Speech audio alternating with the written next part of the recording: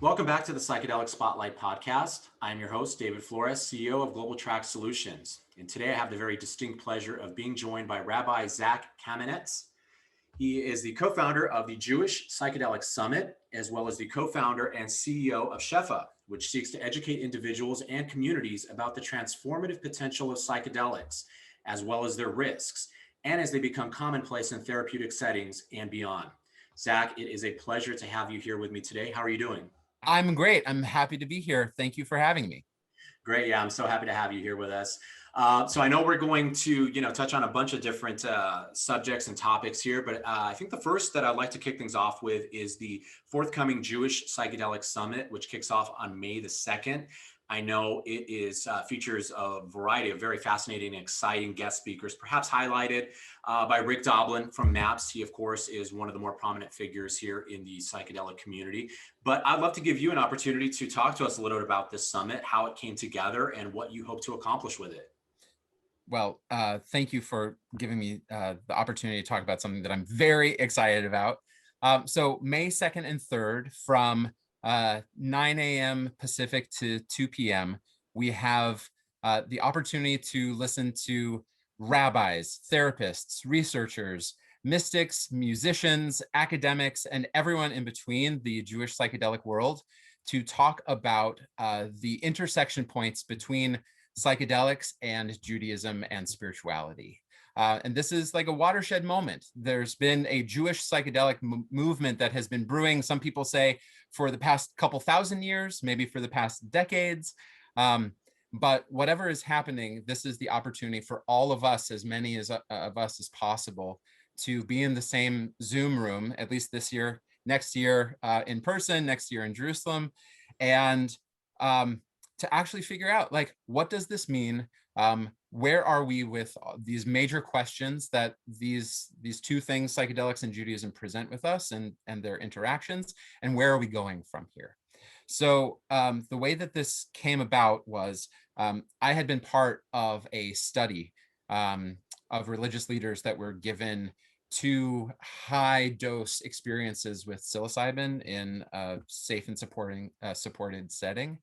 And I started talking about my experiences with Madison Margolin, the co-founder and editing manager of DoubleBlind Magazine, about what this might mean for Judaism at large, what it meant to me, but also for Judaism moving forward.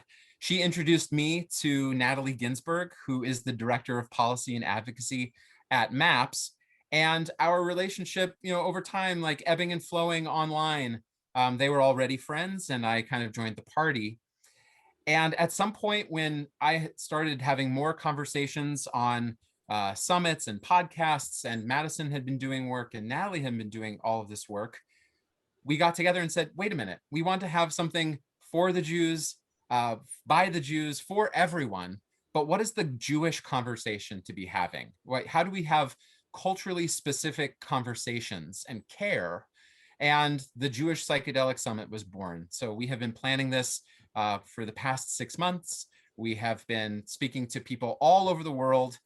We have been trying to create opportunities for diverse voices, Jews of color, LGBTQI plus Jews, Orthodox, secular, atheist, Sephardi, Jews from North Africa and Middle Eastern countries, Jews from Eastern European countries, everyone all together as they are, psychedelically inclined, active, excited, curious, and Jewishly involved on the spectrum.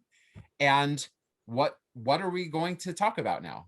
So we have these great panels with these really amazing people, and we have an incredible amount of people who are just going to be there learning, taking it in, and are going to do something with it after we're done. I think that's beautiful. I mean, education is such a huge part of this space right now, helping people sort of understand what's going on. Of course, I think there's still that aspect of removing that stigma that's been tied to psychedelics. I think a lot of people, when they hear psychedelics, are still, their mind still gravitates towards magic mushrooms and people tripping out at concerts, but there's a lot more than that. And so I think what you guys are doing here is absolutely wonderful. Do you want to share a little bit about what your own personal journey with psychedelics has looked like, whether directly or indirectly, and sort of the path that you've been on that's helped lead you to where you are here today? Yeah, absolutely. And I think that my part of my story is actually about my approach to destigmatization and education. I became religiously active, spiritually active, because of a spontaneous experience that I encountered, what I then called God or the divine, when I was 15 years old on an Israel trip randomly. I did not come from a religious background. We did not talk about the divine, spirituality, anything in my household. We were just Southern Californians who happened to be Jews. And when I went on this trip and had this very profound spiritual emergency or expanded state of consciousness, it was brief, it was powerful, and the intuitive knowledge that I had was you have to be observant. You have to start learning Torah. Have to start keeping the commandments, the mitzvot.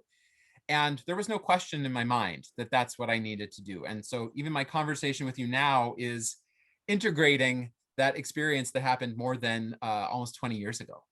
And so I was never psychedelically involved up to that point. I had used cannabis in high school, but I think the machine of propaganda worked really, really well on me. I was afraid of my DNA being scrambled, my brain exploding, becoming a cup of orange juice, like all of those classic tropes. So I was just hands off.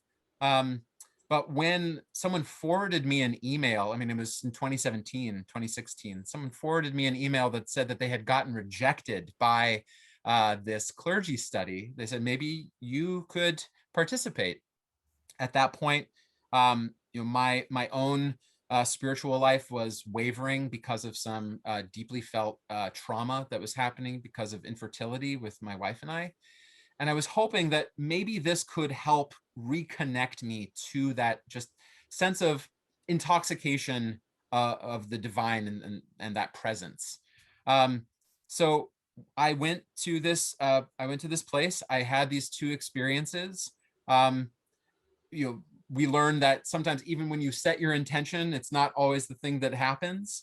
But what did happen was me learning more and more about the history of entheogenic and psychedelic use through the ages in human civilization. What is the current state of psychedelic research now?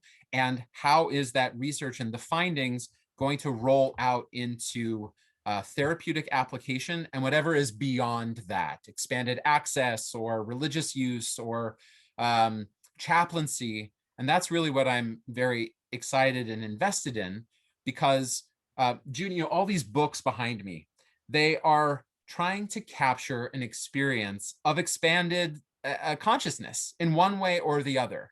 But we usually don't, I mean, the Jews that I know, they don't think about it as that.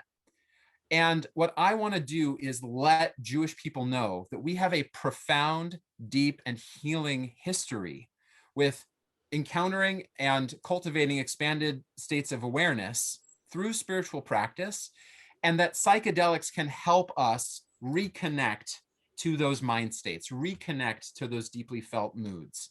And so we're going to build that bridge, and whatever people want to do with it, that'll be theirs to create community, and ritual and celebration, but that's my work. Right. Very, yeah, very, very exciting. I mean, on the subject of psychedelics alone, there's a lot to unpack. There's no question about that. But for me, I think one of the things that at least I personally get excited and encouraged about being a part of this space, this community, really is the potential that it has to really be a far more effective tool utilized to treat some of the more serious and debilitating conditions that millions of people suffer from all across the globe, whether that be depression, anxiety, addiction, or PTSD. Trauma is also part of that list. And unfortunately, the Jewish community has been no stranger to trauma. And so with that, I want to touch on the subject of how you see psychedelics perhaps and potentially playing a role in providing relief for those within the Jewish community whose lives have really been so severely touched and devastated by the trauma that they have experienced. Thank you for that question. Trauma is experienced and discussed in a lot of different ways and a lot of different levels within the Jewish community. You know, our spiritual teachers, they say they have a very low bar for what is considered a trauma. You know, there's a statement in one of our holy books that says that if you put your hand in your pocket and you expect to find, let's say, $1, but you only find 99 cents, that constitutes a trauma, right? There is an expectation about reality that exists in some way, and then the breaking of that expectation, and the feeling of loss and lack of what you were expecting from life. So in that way, everyone is experiencing some sort of trauma. Everyone is experiencing, it doesn't matter if you're Jewish, however you define yourself, that being a human being in some fundamental way is living with a traumatic event. Stan Groff talks about this with regard to prenatal matrices, et cetera. We talk about this as in spiritual traditions as, you know, the soul or the spirit leaving the ubiquity of truth and faith into the world of doubt, you know, the world that we live in. And so that's just one level. The other level, historically and culturally, is that Jews live with collective and individual trauma since our very inception.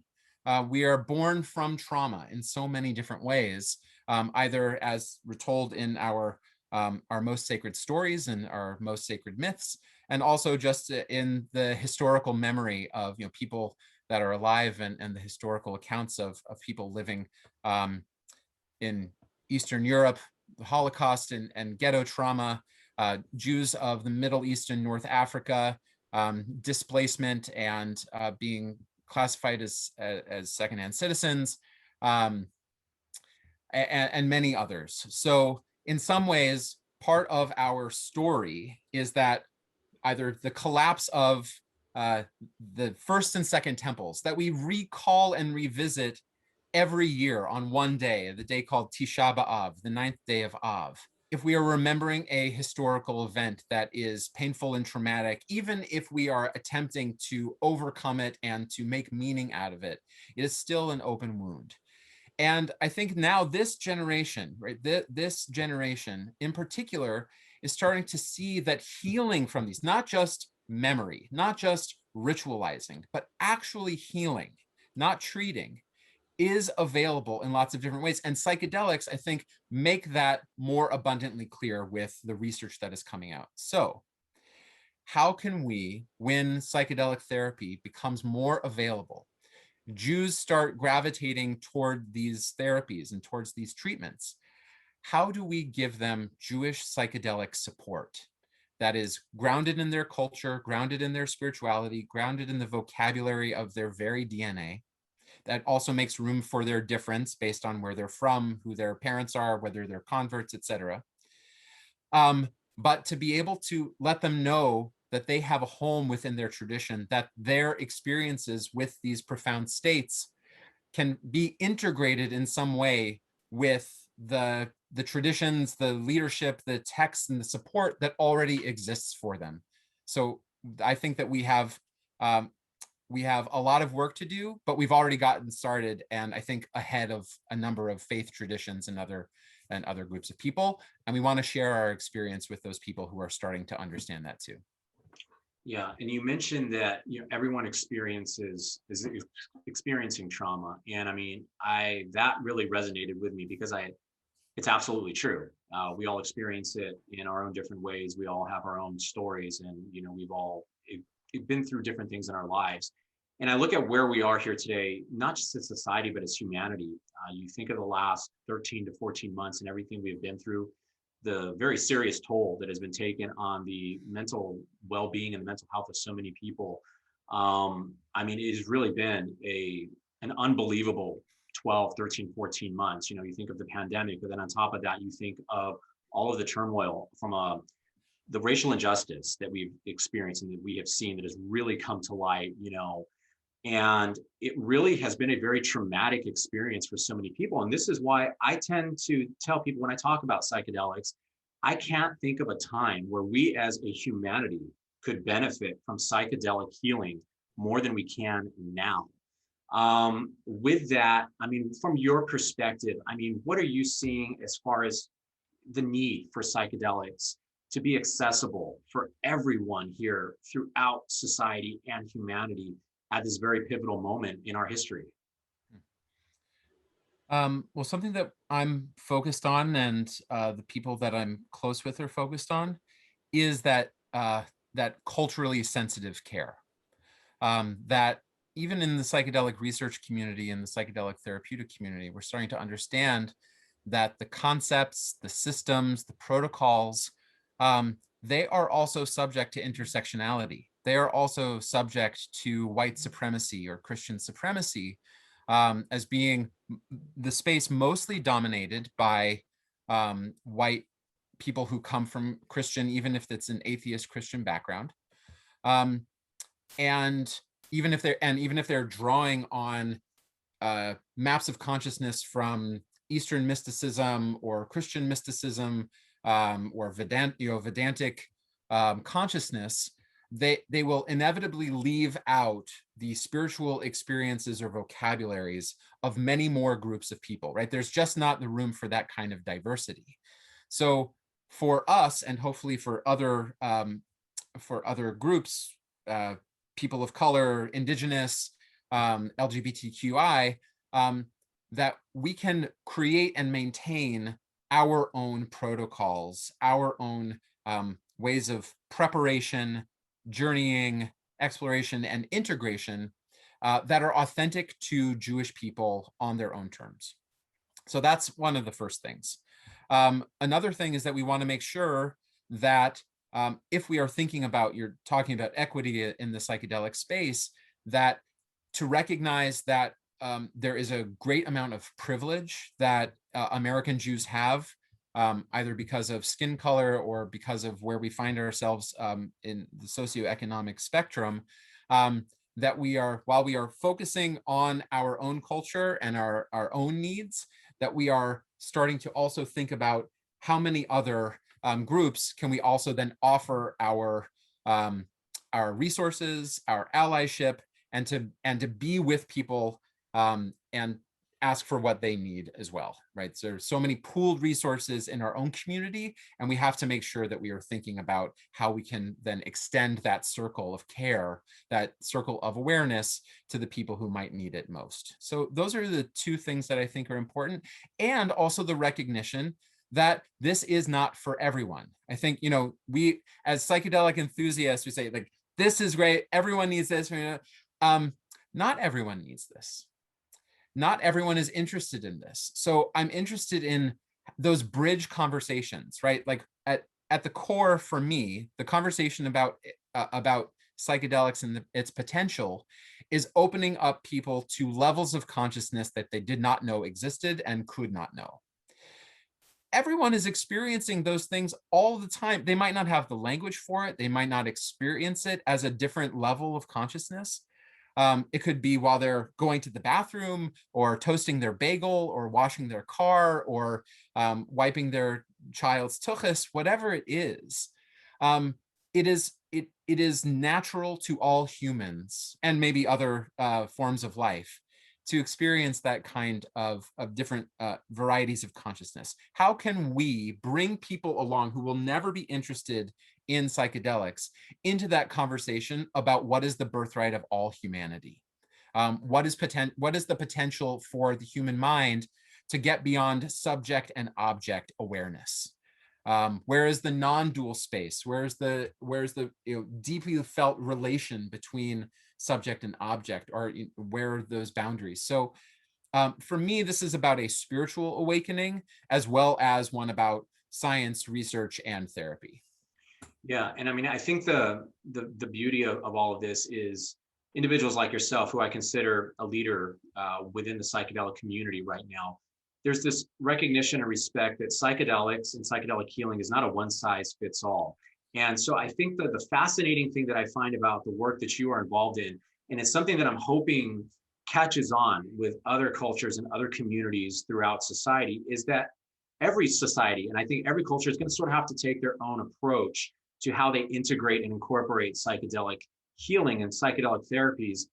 into their own community. And that to me, I think is an aspect that doesn't get talked about a whole lot. So with that, I mean, I really, really appreciate, what you are doing. I think it's far ahead of anything else that I've seen. So, I mean, maybe we touched on it a little bit, but, what really has been the inspiration, behind this, for you? And maybe also talk a little bit, we touched on a little bit earlier, that connection between Judaism and psychedelics. I think that's what I would love to maybe dive into just a little bit more, because I know that's a head scratcher to some people out there. So if you could, shed some light on that, that'd be fantastic. So the inspiration for all of this is, as someone who is a rabbi, someone who is one of the very small number of people who have been able to do psychedelics legally in this country in the past 40, 50, 60 years. I've had the ability and the facility to talk about these things in a way that I think doesn't, immediately get flagged for just like recreational drug use. Like some guys just talking about doing drugs. I was in a safe and supported environment. It was, legal according to the FDA. It was for the purpose of research. I'm not, taking the Tim Leary approach and saying you just have to start giving it out to everyone. Here we go. So then a conversation can actually happen. And in that conversation, I have received just the sheer volume of feedback from Jewish people around the world. Thank you for talking about this. I never had anyone that I never had a Jewish person talk about this out loud. And I'm so glad I've had these experiences for decades and decades. And just to know that there's a rabbi thinking about this is deeply meaningful and grounding for me. I had a mushroom experience last week, and I don't think I want to be observant anymore. What do I do? Like, just, there's a hotline that is needed for something like this. And we just want to be the hotline. We want to be the home for people's concerns, questions, support needs, like integration. People are asking about preparation. We're not at that point because we are following the law of the land, as is one of the main aspects of our religion. But we are also gearing up for the point, creating that foundation for when the legal situation changes, that we want to be there and be available for people to have these experiences in a Jewish set and setting. So just like that much feedback, got to do something about this. It's clear.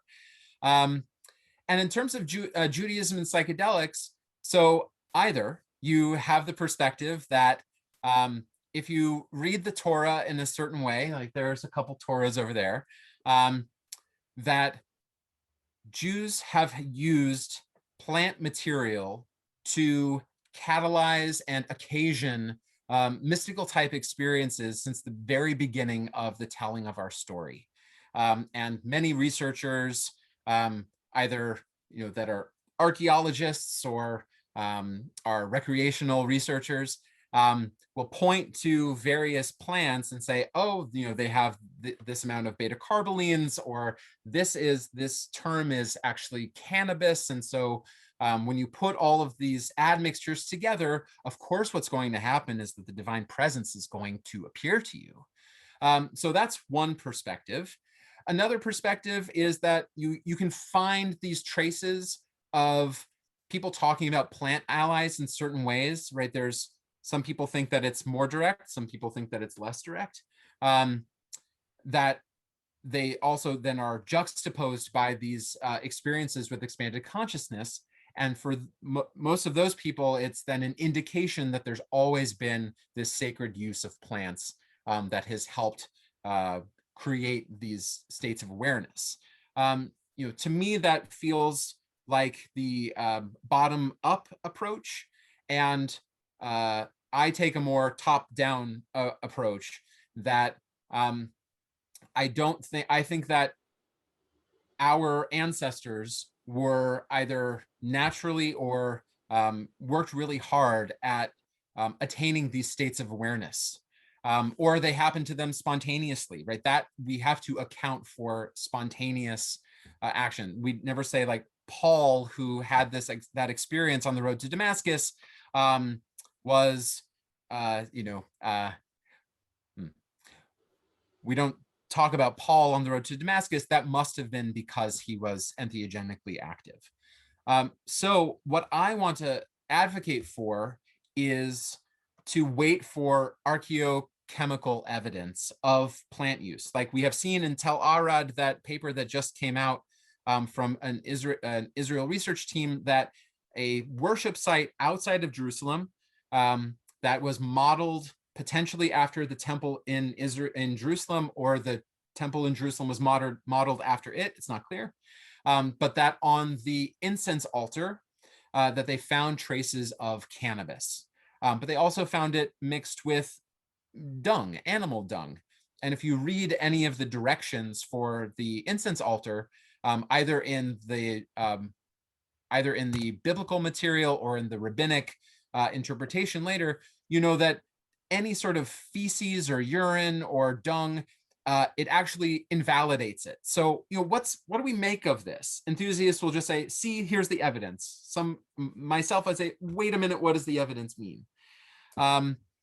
But what we do see is that, like I mentioned before, there is the powerful potential for our rituals, our traditions, our texts to bring us to these states. And if we can be brought to these states, then we should probably think about them in terms of what psychedelics are able to offer. And then we can make our traditions more real and directly experienced when people are having these safe and supported experiences under psychedelics. So, a lot of different ways in, but will all be explored during the summit. Mysticism, archaeochemistry and archaeology, Jewish therapy, why so many Jews in the 60s gravitated toward India after their psychedelic experiences, the war on drugs, like all of these topics are going to be talked about during our gathering. Yeah, very exciting. I'm looking forward to it. Again, it's the Jewish Psychedelic Summit. It's on May the 2nd. We will make sure that we get all of the website information linked in here to this podcast. So if anybody out there before May 2nd, of course, wants to be a part of it, they'll be able to register for it. But on that, Zach, is there anything else, that you would like to add or touch on here before I let you go? I know we were able to touch on some really great topics and subjects here, and I want to thank you again for taking the time to do this. But if there's anything else that you'd like to share before we part ways for now, I'd love to see what you got. Well, thank you. I have learned being psychedelically active and being part of the community and making my way in the community, centering this as part of my own vocation and what I hope to be able to offer to the world, to my people and my community. We focus often on the psychedelics themselves, the plant matter, the compounds. We talk about experience. We talk about the set and the setting. We talk about other aspects of the culture. But what I want to make sure that we are also focused on is that aspect of tikkun olam, the aspect of repairing the world, that I think should be really close to the heart and the center of why we are doing all of this. There's the repairing of the inner world, that small world, in order to help offer our help toward the greater world. And in this conversation about psychedelics, which has, as I mentioned before, right, all of this overlay of privilege and access, we want to make sure that if we are talking about psychedelics and drug use, that we are also talking about expanded access, again, for communities and people of color. We are talking about the incarceration of Black and brown people because of drug use, right? Good drugs and bad drugs, and who is more likely to be incarcerated over drug use and possession. We want to talk about changing the legal structures in Oregon, now California, and statewide, countrywide, in order to seek conscious social action and justice. We get wrapped up in the exciting things, and we want to make sure that what is exciting is the freedom, the justice, and the opportunities for all people. And so that for me is the important and least often, at least in some context that I find myself in, part of the conversation, and we need to be having that more often.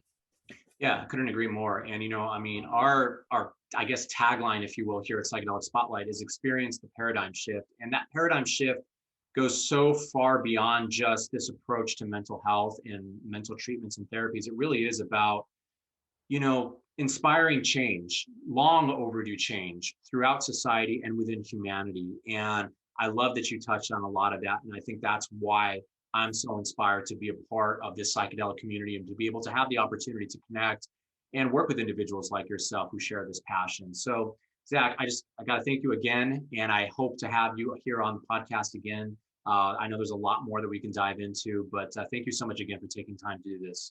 Thank you, David. Thank you so much.